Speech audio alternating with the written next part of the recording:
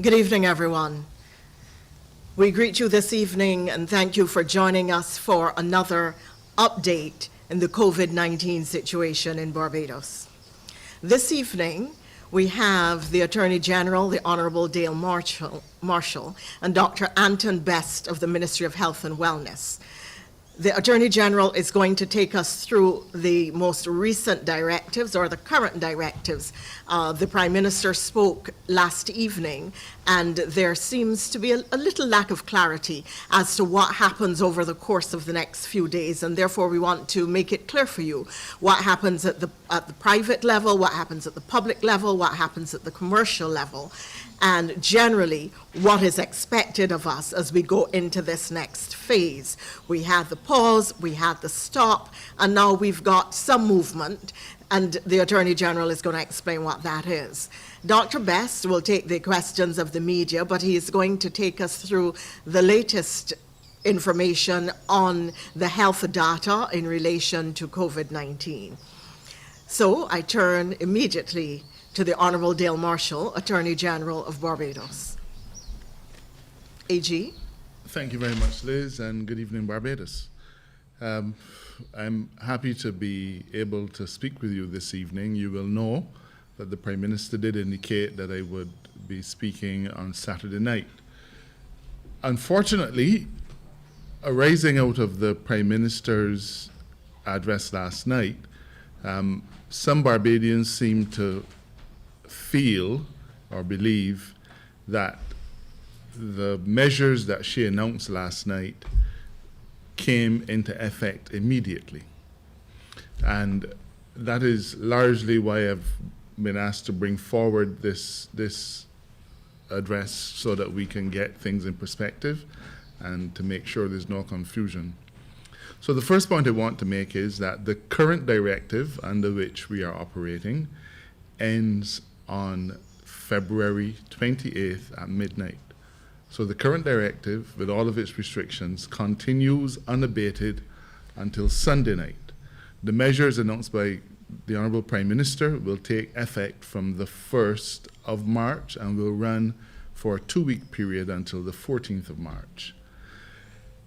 Because I think the Prime Minister said that shops will be allowed to open, some people seem to believe that that was in reference to today and tomorrow and Sunday. And we've had numerous reports that Barbadians have opened shops. Now, I'm quite sure that the Prime Minister made it clear, but it is our duty as the government to try to rein things in before they get out of hand. Shops, supermarkets, all of those things will not be allowed to open over the weekend. This is the continuation of the directive that we are operating under, directive number 4. So for those people who stole a fast food and opened their shop today, and if they think that they'll have an opportunity to open it tomorrow, they are absolutely wrong. The COVID unit will be out and looking to deal with those particular kinds of issues. Another call that we've had frequently is to ask whether stay-at-home weekend will be in operation from 6 this evening until 6 from 7 this evening until 6 on Monday morning. That is not the case. The stay-at-home weekend was for last weekend. If we were going to put that kind of measure in place for this weekend, there is absolutely no doubt in the mind of any of us that the Prime Minister would have indicated that last night and would have hammered it home. We do not have a national stay-at-home weekend as we did last week. However, it is important for me to remind you that the directive requires that unless you are leaving home for any of the purposes, and we've gone over these almost ad nauseum, you are required to stay at home. So if you're not an essential service worker, if you are not going to the supermarket, if you're not going to the gas station, if you're not going to buy bread, if you're not doing any of those things that we have permitted, if you're not going to the beach tomorrow morning, then you are required to stay at home, and the current directive makes that clear. With effect from Monday, or put another way, a minute past midnight on Sunday night. Directive number 5 will come into force. Directive number 5 carries forward many of the characteristics of directive number 4, but in some important respects, we have liberalized a few things and allowed some things to open. And let me take the opportunity to share some of those with you. And while we are pretty much completed with our work on the directive, there is some refinement that will continue, but I can say to you that what I present to you is 99% of what we are going to be doing. So appliance stores will be allowed to operate with effect from Monday for the sale, delivery, and installation of appliances and related things, so repairs and so on. Those things will be able to operate from Monday. We will also allow automotive stores, workshops for vehicle repair, servicing, the sale of spare parts for motor vehicles, motorcycles, and bicycles. That will be allowed to resume from Monday, and this will operate between the hours of 8 a.m. and 4 p.m. The arrangements for bakeries and bread depots and so on will continue. Construction projects will be able to resume on Monday. And obviously, if construction projects are going to resume, we have to allow those allied services that allow construction to continue to operate. So it stands to reason, therefore, that hardware stores will be allowed to open from Monday. But not just hardware stores, but also those services that go to support construction, such as architects, engineers, quantity surveyors. All of those things that go to support construction will be allowed to operate from Monday. I make it clear, though, and it bears repeating, for every exemption that we grant, it is on the condition that the companies that are exempted operate with the smallest possible staff, such as would allow them to operate safely. So even though we're allowing construction projects to operate as of Monday, we will be expecting them, we will be requiring them to have the minimum number of employees that are available, that can possibly work on the site, having due regard for safety and the ability to carry out the work in a practical fashion. Courier services will be able to resume fully from Monday, and therefore Barbadians who have packages with FedEx and DHL and so on, that will begin again. In relation to gas stations, we have a hybrid arrangement that is proposed. Gas stations and their automarts will be allowed to resume for full service. And by full service, I'd like to remind you that under the current directive, while you can go to a gas station, those gas stations are not allowed to sell any food or beverage items. They can only sell you things that are allied to the use of your vehicle. So you can get motor oils, you can get windscreen wiper blades and things of that sort. But the things that you would previously have been able to purchase almost as a matter of course, bread, drinks and so on, that is what obtains now. But from Monday to Saturday, gas stations will be able to resume full service. On Sunday, though, we dial it back. So on Sunday, we come back to the arrangement that exists now. So during the future coming directive, from Monday to Saturday, gas stations full service during the opening hours. But on Sunday of next week, they will dial back to only selling products related to motor vehicles and so on, bottled gas, top-ups, telephones, and top-ups for phones, pharmaceuticals, and so on. I've indicated before that hardware stores will be allowed to open. In addition, landscapers and gardeners will be allowed to operate. We've had numerous calls, and I can therefore confirm to you that maids, nannies, and other household staff will be allowed to go back to work as well. One of the areas that is considered to be of somewhat less risk, but of great value in terms of being able to move activity along, would be those areas that we call professional service firms. And we feel that at this point in time, on the condition that they operate with the minimum number of staff, in fact, with skeleton staff, we are now going to allow those professional service entities like accountants, actuaries, architects, I've already mentioned engineers, land surveyors, quantity surveyors, and attorneys at law to resume operations from Monday. But again, the caveat is that they must operate with skeleton staff. The public will realize that for the last few weeks we've had public markets closed. This created a challenge for farmers. It also created an especially great challenge for fishermen. And we are therefore allowing public markets, including fish markets, to reopen.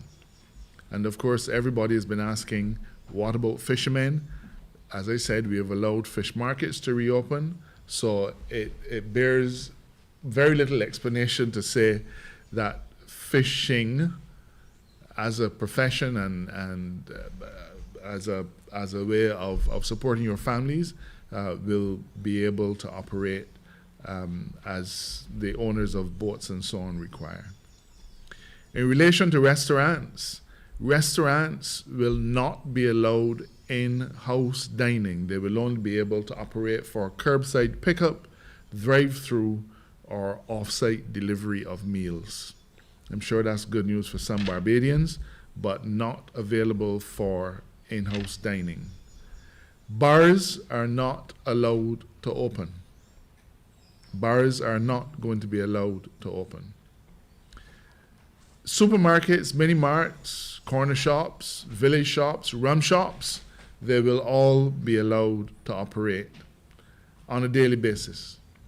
But we wish to make it absolutely clear here that in relation to rum shops, we will allow you to serve your customers, but the customers are going to have to collect their items and leave.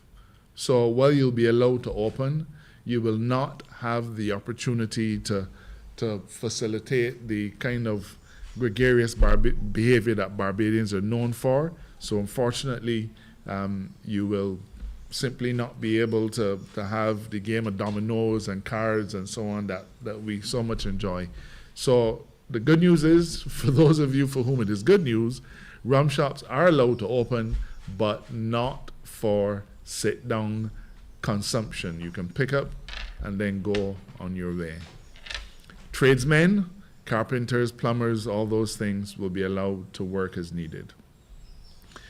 For those people who have been suffering severely because their phones have not been working and things of that sort, you'll be happy to know that the vendors of computers, computer supplies, electronics, and telephones will be able to operate once more between the hours of 8 a.m. and 4 p.m. In relation to the many wayside vendors that we have, we are going to permit wayside vendors once more to operate. But I think the Prime Minister made it absolutely clear that other than for coconut vendors, there will be no wayside vending on the hard shoulder of our ABC highway. It is perilous, it is dangerous, and it must be brought to an end. So other than coconut vendors, there will be no wayside vending on the hard shoulders. But that is to make it clear too as well that off-road vending of vegetables in our many communities as it exists now, that kind of stuff will be allowed to continue. So what we have is a gradual relaxation of various things that were not available before. And the condition is, as always, is that you are expected to follow the protocols. And I want to make this point, Liz, and then I'll hand over to you. In every instance, a business owner is responsible for ensuring that the people within his establishment and that the people who are lining up outside of his establishment follow the COVID protocols. Plain and simple. So if you're a supermarket, it isn't just the people who are inside of your supermarket that you're responsible for, the people who are lined up on the outside. The obligation is on you squarely to make sure that those people follow the protocols.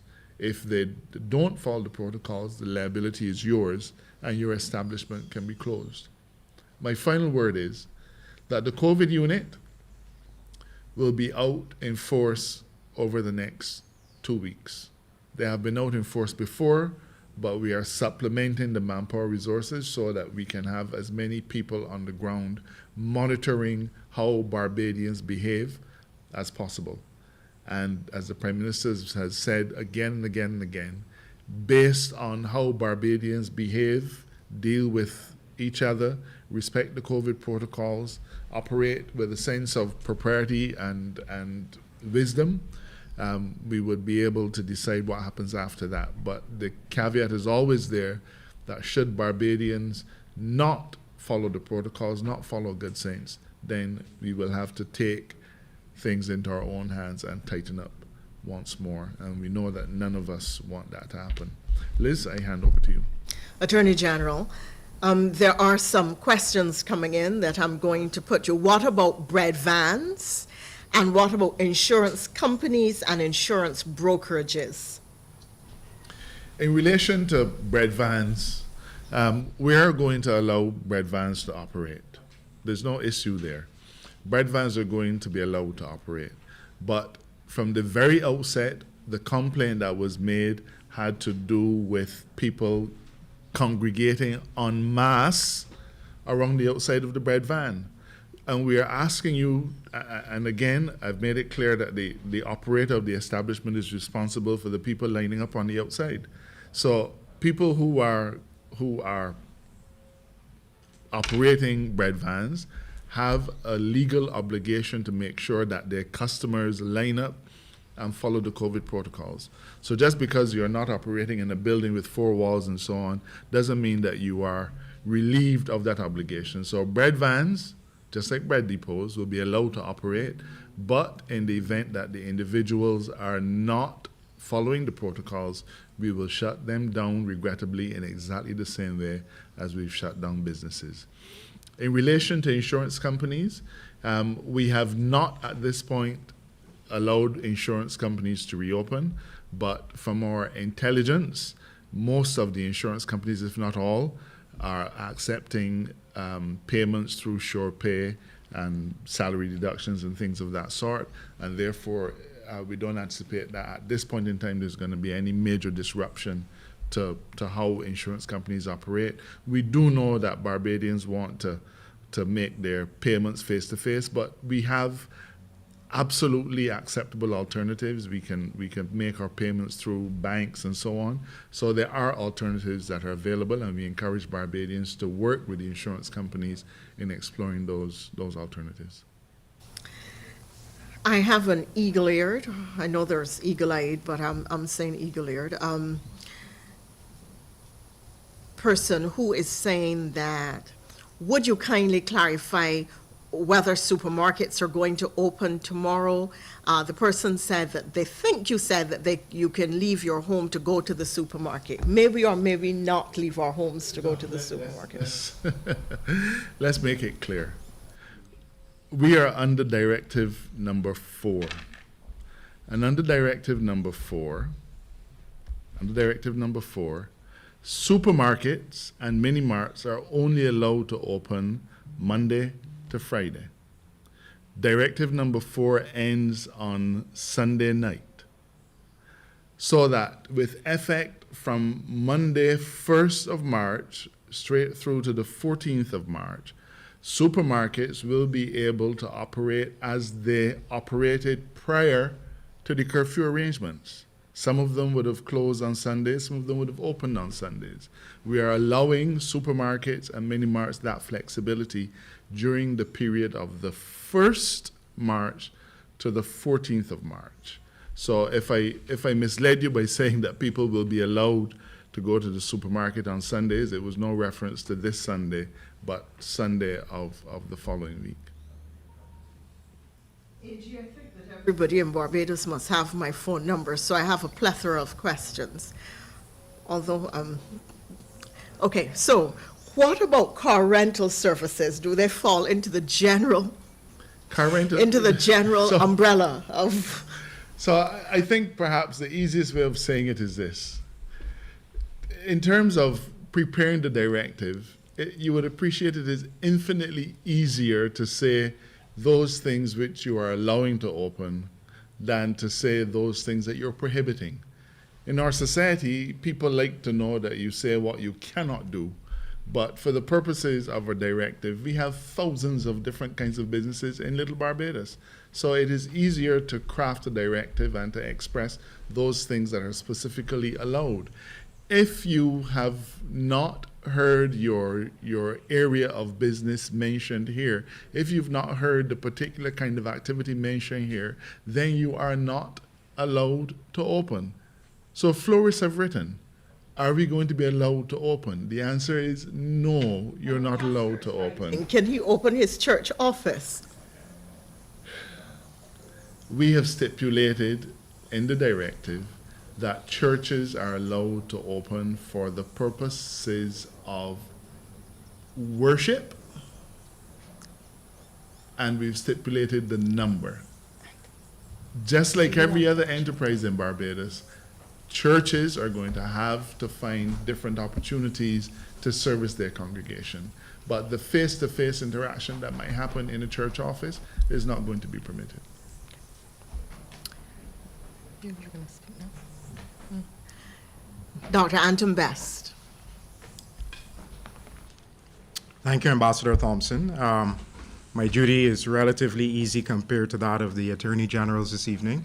I am simply going to present the dashboard for Thursday, the 25th of February. So yesterday, Barbados recorded 45 new COVID cases, and 99 persons recovered from COVID and were discharged from isolation. In total, the Public Health Lab conducted 922 tests, which results in a positivity rate of 6% for Thursday. Sadly, I have to announce that there was one death on Thursday, and that was a death in a 79-year-old Barbadian male who resided at a nursing home. So the total deaths in Barbados due to COVID-19 is now up to 33. The 45 cases comprise 21 women and 24 men. 7 of the persons who were newly diagnosed were actually previously admitted to the Harrison's Point facility for assessment. And just as a reminder, because I do get a lot of questions about what is this assessment, sometimes when you diagnose a person with COVID on the PCR test in the lab, we look for a value, and if that value is showing is say around 30 or higher, it is indicating or suggesting that this person may have had COVID previously. We don't want to count old cases of COVID that are still turning up because they're not infectious. So we have to do an assessment. We have to ask the person if they previously had COVID, when were they diagnosed. We have to ask a whole series of questions to determine if in fact they're a new case of COVID. So 7 of the 45 cases were persons who were previously admitted to the Harrison's Point facility. So in total, since March of 2020, Barbados has recorded 2,994 confirmed cases of COVID, with the majority of those being men, and men accounted for 1,604 cases, and women accounted for 1,390 cases. And of course, the vast majority of persons with COVID have recovered. The recovery is at 2,270 persons. The Public Health Lab, since February of last year, so just over a year now, we've been doing COVID testing, has completed 124,392 COVID tests. Also new to the dashboard is an update on the vaccination program. Yesterday, Thursday the 25th of February, we vaccinated 3,692 people. So to date, the total number of persons who have been vaccinated for COVID-19 is 29,283, with 12,687 of those being men and 16,596 of those being women.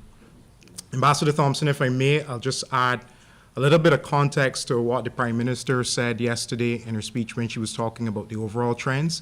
She alluded to them. She did not go into detail. She did indicate that someone from the Ministry of Health will go into just a little bit more detail, and certainly in the question and answer session section, we can go into more detail and answer any questions. But we pay very close attention to certain indices, and one of those indices is positivity rate. So within the last few days, within the last week, we've caught up in terms of the backlog that we talked about for many weeks. So we're now able to say, for instance, that the cases that were diagnosed on Thursday, apart from the ones who were previously admitted for assessments, those were persons who were actually tested on that day. Okay? So we also went through a process where the previous cases, we assigned them to the day that they were actually tested and not the days that they were reported. So then we looked at the positivity rates. And when we did that, we saw that we had a gradually rising positivity rate from the beginning of the year when this outbreak started. And it peaked around the 14th of February, around the 14th, 15th of February. And since then, there's been a decreasing positivity rate, which is a good sign, and that's a trend that we want to keep up. The other indices that we pay attention to are the total number of cases. We do look at the what we call the rolling average, 7-day rolling average, and that gives us a sense as to what is happening, where is this epidemic going. And when we do that, we also see that the overall trends are speaking to the epidemic easing up. Of course, that does not mean that we can forget all of the things that we've been told that we need to do. We need to continue doing all of those measures. We need to continue paying attention to our hand hygiene, wearing your face mask at all times, and remembering physical distancing, in addition to the other measures that we have been implementing. And then, of course, the Attorney General would have talked about the measures at the national level that are currently in play under Directive number 4 and the ones under Directive 5, which is starting from Monday. So all of those will contribute to declining infection rate of COVID-19 in Barbados, but we all as individuals have a role to play in order to beat back this COVID-19 epidemic. Thank you. Members of the media are present with us, so we turn now to the media houses.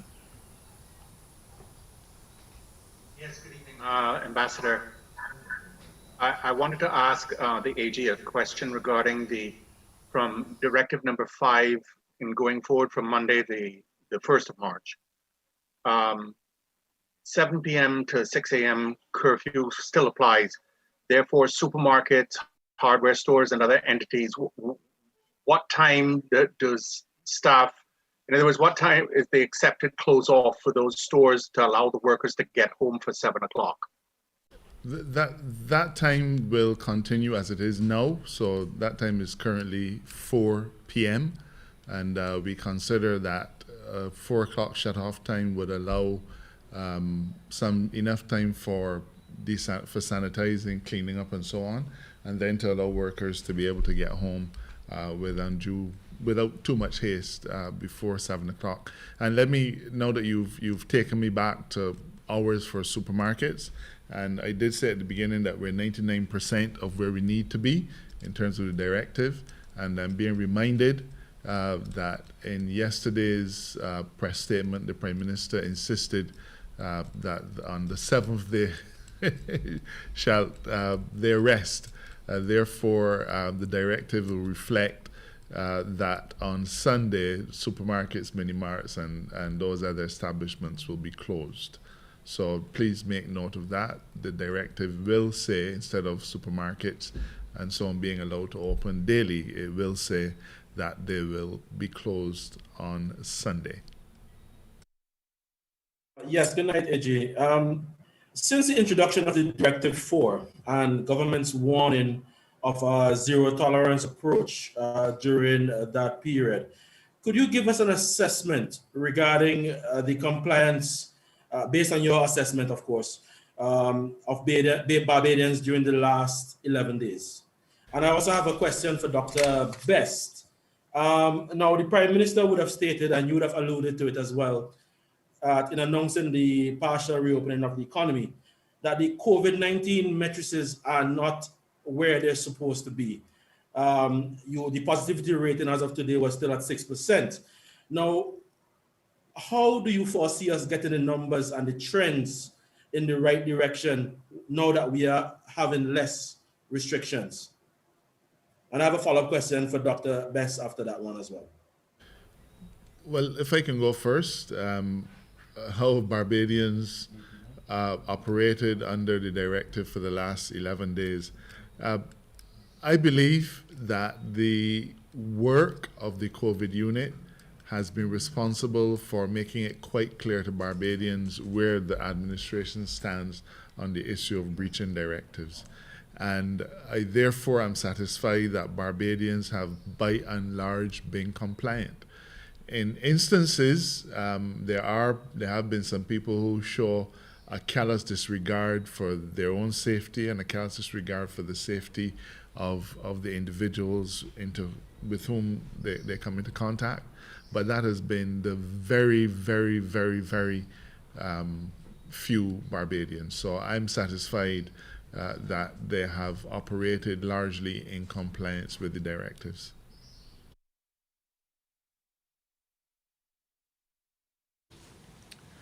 Thank you. So the question was about the downward trends and in relation to the changes that are coming under Directive 5.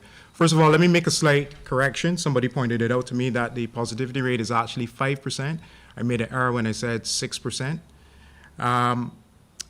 One of the things that I've stated previously, even the AG mentioned it, is that we have to be cautious and we have to be responsive. So we are relaxing a bit. If we realize that because of the relaxation, and we don't anticipate that this will happen, but if we realize that because of it, things start to change again, we are very responsive and we are going to continue to make recommendations where that is concerned, where the directive and the measures, the public health and social measures are concerned. So it's a very good point.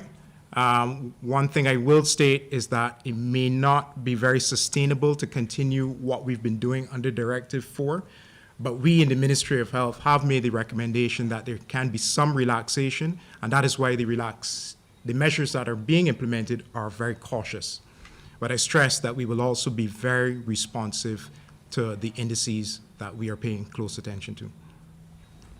If I may follow up on that, Dr. Bess. Given that the lab would have only managed to clear that backlog just about a week ago, I'm subject to correction.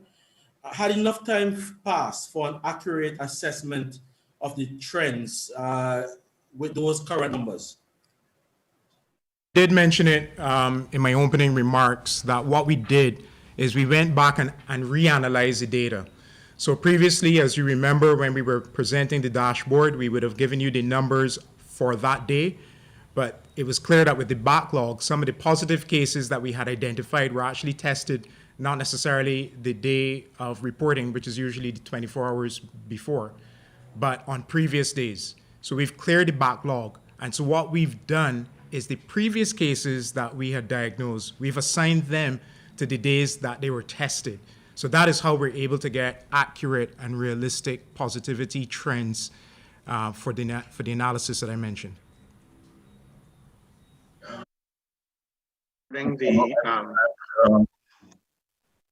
Sorry, Ian. Yes. I'm not sure if you're hearing me. Right, Dr. Bess, I want to the Prime Minister's comments last night in relation to the second batch of vaccines. Can you be more specific this evening in relation to the time frame for when that second batch of vaccines is expected to arrive in the country? Boss, if the Prime Minister can do that, I, Anton Bess, certainly cannot give you any more specifics.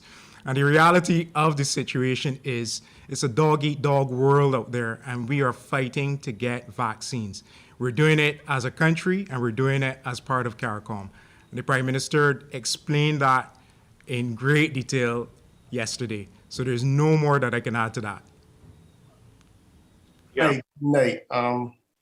Randy Bennett from Barbados today. I have a question for the Attorney General. In recent times, there has been a bit of an outcry from Barbadians as relates to the treatment method of the persons going before the courts in contravention of the protocols.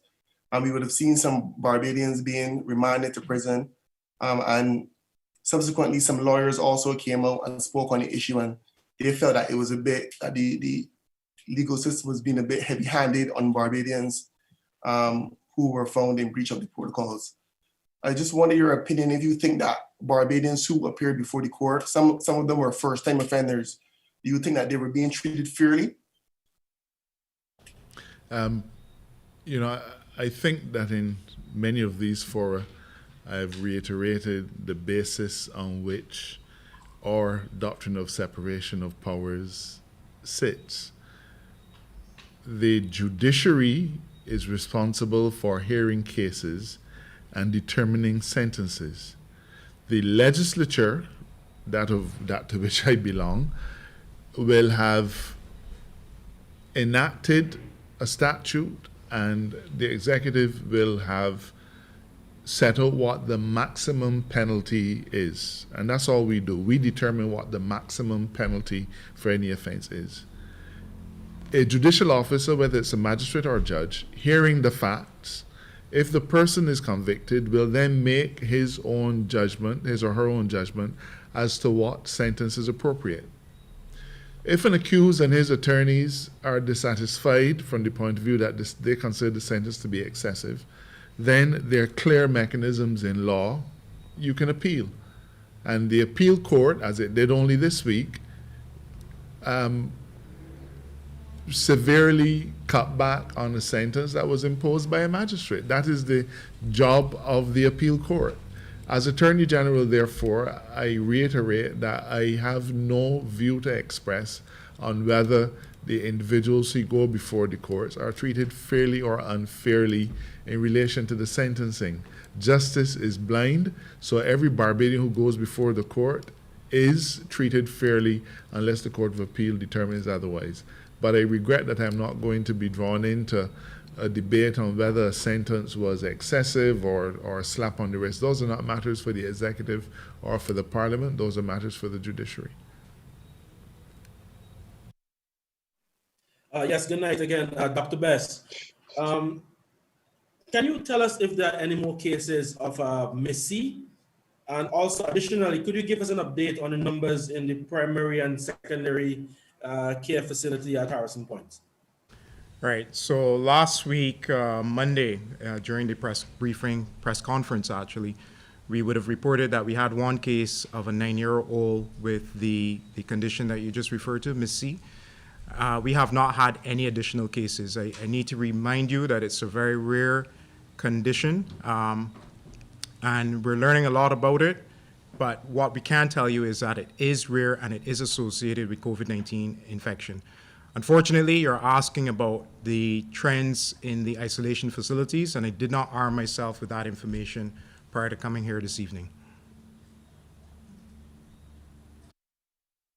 And the final question from me, Dr. Bess. What positive achievements can you take away from the soon to be concluded 1-month pause? What's your professional assessment of it? Was it successful? Did it achieve its desired objective? And I'm very cognizant of the pay grade that I am at. I would say, yes, it has achieved its objectives. We needed time to pause. We needed time to slow down, to gather ourselves, to be able to do contact tracing. We also had the Seek and Save program out, as you would recall, which has come to an end. And we needed that. So we in the Ministry of Health definitely needed that.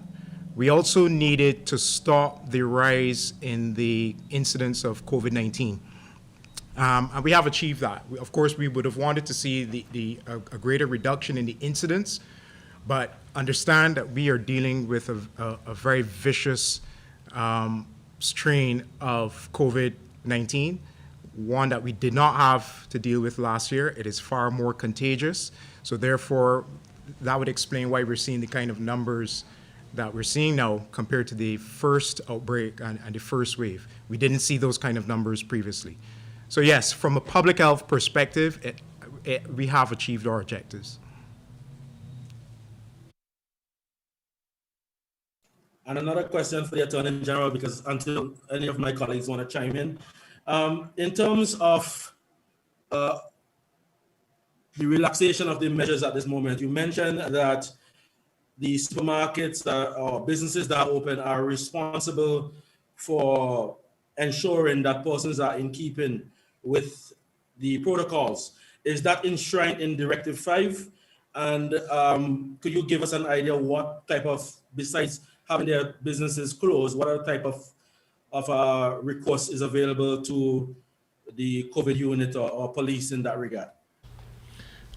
In every directive, we have stipulated that businesses are responsible for what happens in the inside of their operation and also of what happens on the outside of the operation. So this is nothing new, and you will find it in the current directive, and it will be repeated and is in fact repeated in the draft directive number 5.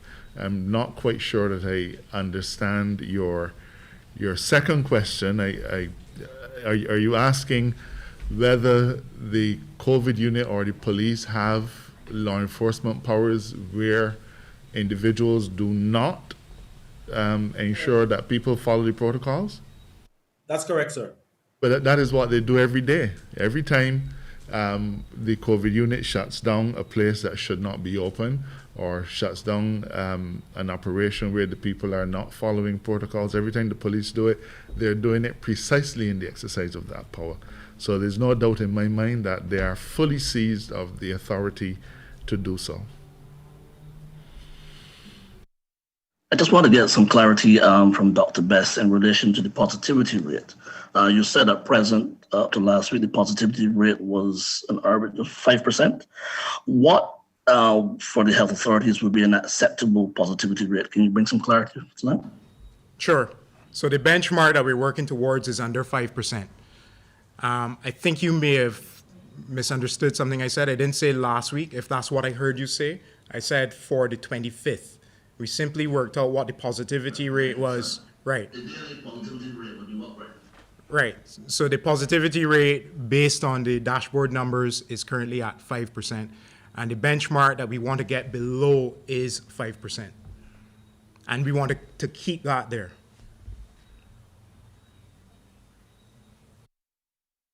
Next. Sorry. I believe Lorna's next. I believe Lorna is next. Right. This question is for the AG. I believe Prime Minister Motley would have spoken about the behavior at funerals in terms of the numbers and how people were perhaps crowding and so on. Are we likely to see any tightening of restrictions there for the funerals? It's difficult to tighten from 10.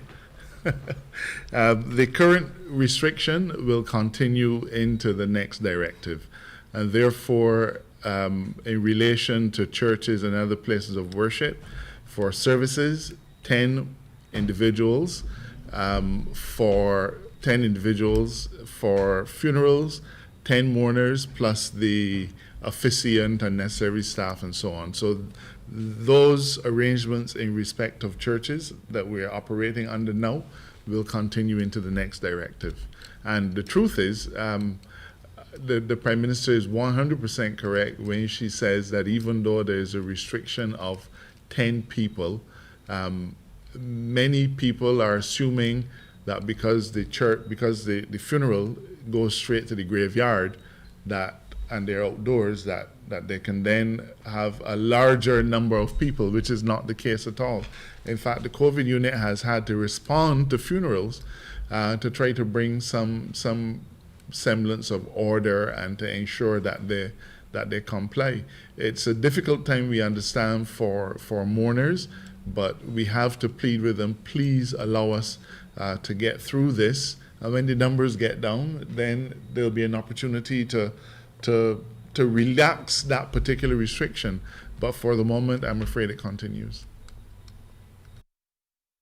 Mr. AG, just two questions. The first, I would like some clarity as it relates to sports. We're trying to figure out if all sports have been banned for now, or if certain sports are allowed to open. And secondly, as it relates to, just lost my train of thought. Just answer me first, and I'll allow you to gather your particular train of thought while I deal with the matter of sports. Last night, when the Prime Minister spoke, the Prime Minister did make reference to contact sports. And the Prime Minister did say that contact sports will not be allowed. Let me make it quite clear that as we prepare our directive, at every step of the way, we reflect, we consider, we reconsider, and therefore, in relation to sports, the Prime Minister had further consultations this morning. And while we do understand that there are some sports that are not contact at all, golf, possibly tennis and others, shooting, taking all things into account, the decision has been taken that at this point in time we will permit no sporting activity.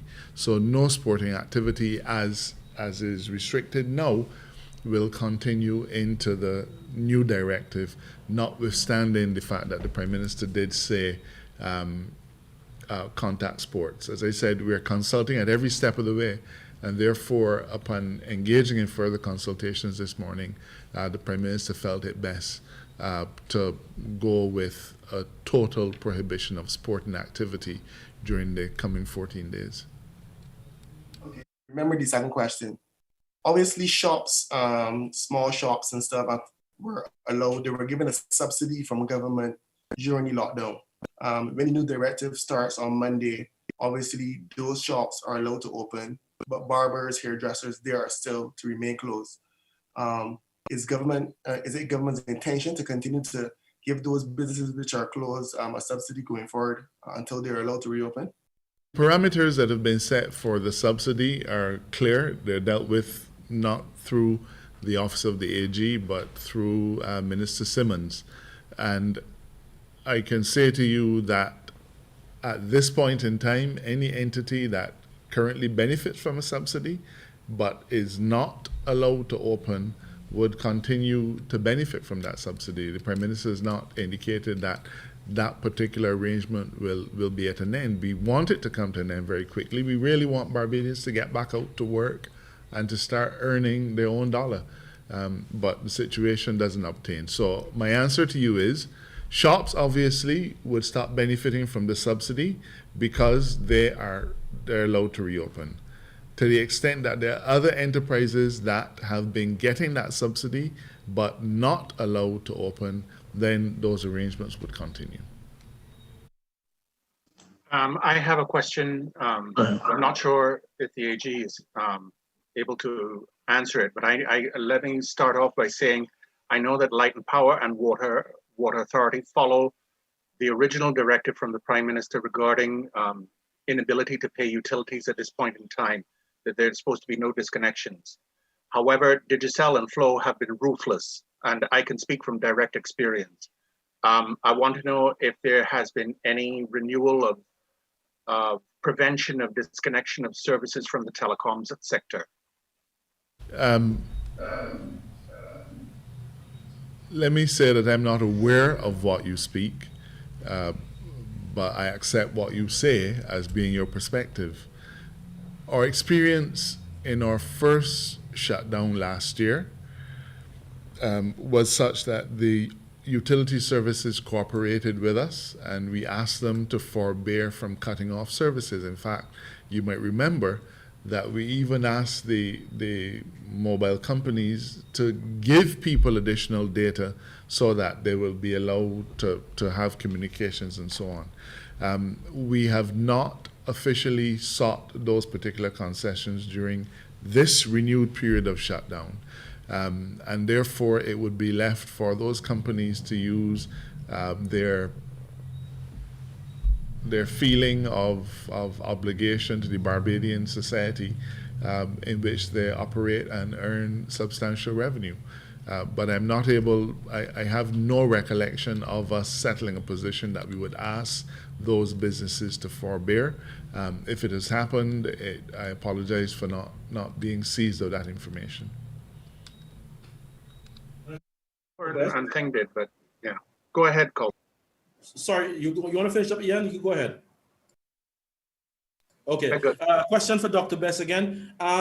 Besides the positivity rate and the R number, Are there other matrices that are being looked at that you can tell us about?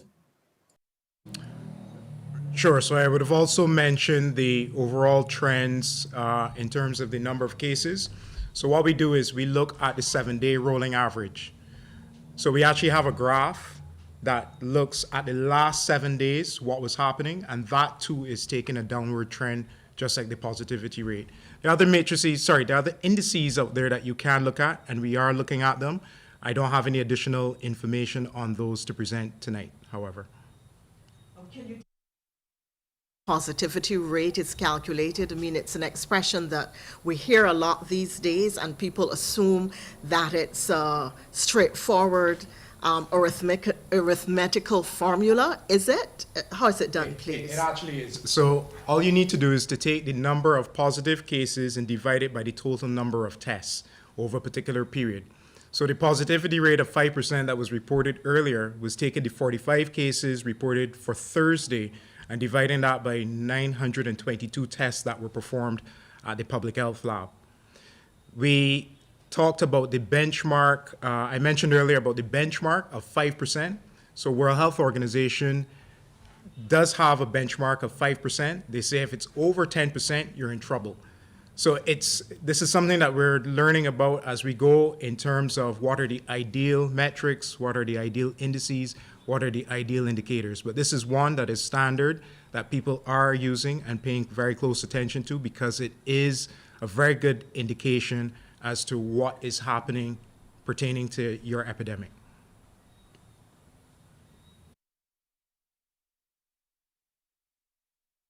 Question. Let me just reiterate that I think I touched on it earlier, but for the avoidance of doubt, those retail stores that are operated by Flow and Digicel will be allowed to function. We understand that Barbadians do need to have things done with their phones and so on, so we're going to permit that. And we're also permitting it in the area outside of in those businesses outside of Flow and Digicel. So the telephone retail operations will be allowed to reopen.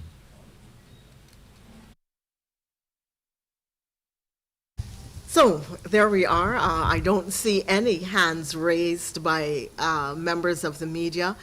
We did have quite a number of questions that have come in. We will answer those questions directly, but we want to. I'm sorry?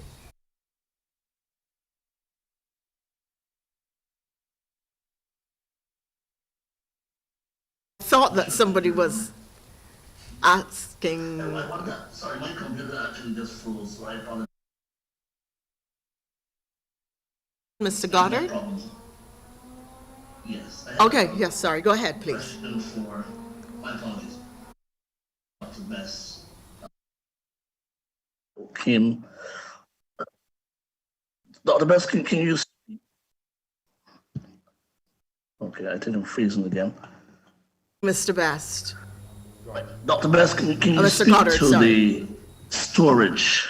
I understand that there's some concern about storage there for persons who've passed from COVID-19 in terms of the funeral home's ability to be able to, Ministry of Health's ability to be able to store those bodies. Can you speak to the status on that in terms of the amount of storage to do that?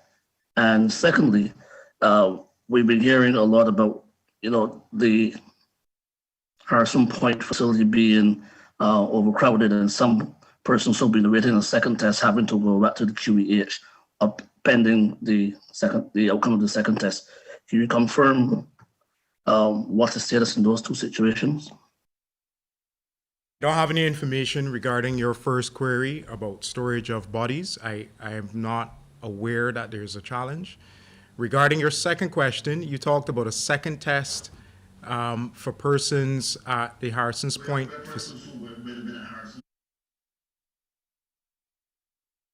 And to go back to the QEH while awaiting that test because of Harrison's Point. Yeah, I think you may need to seek some clarity on that, because that's not adding up with me. I don't understand what you're specifically asking there.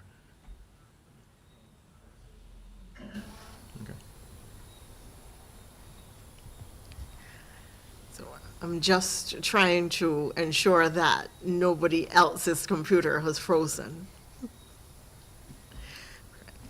Appears not. So, thank you very much, Attorney General Dr. Best, for being with us this evening for trying to give greater clarity to the current directive on what exactly is expected of the commercial sector and all Barbadians as we go into this new directive and into this new phase. Whatever you do, the rules still remain the same. The rules for your safety, the rules for your protection. Wear your mask correctly to cover your nose, mouth, and chin. Wash your hands frequently with soap and water, and when you don't have soap and water, use sanitizer. Stay 6 feet away, at least 6 feet away from people who do not live in your same household, within your family and members of your household, particularly around senior citizens and those who have chronic non-communicable diseases. Try to exercise great caution. Wear your mask if possible. Maintain some distance. You are more likely to be on the street and going out socially, and they're at home. You need to protect them. We all need to protect them, and we need to protect each other. While being on pause and being on stop has been difficult for all of us, we continue to have a responsibility to protect each other, protect our communities, and protect the country. That means following the rules for safety, and it means staying home when we don't have to leave. Don't go to the supermarket just for an outing or to the gas station. Stay at home as much as you can. And this evening, we extend deepest condolences to the family of the Barbadian man who died from COVID-19. Indeed, we extend condolences to the families of all Barbadians who are in mourning because their relatives have succumbed to this viral illness. Let us work to beat back COVID. Let's maintain the rules and safety protocols. Let's protect each other and our country. Good evening to you.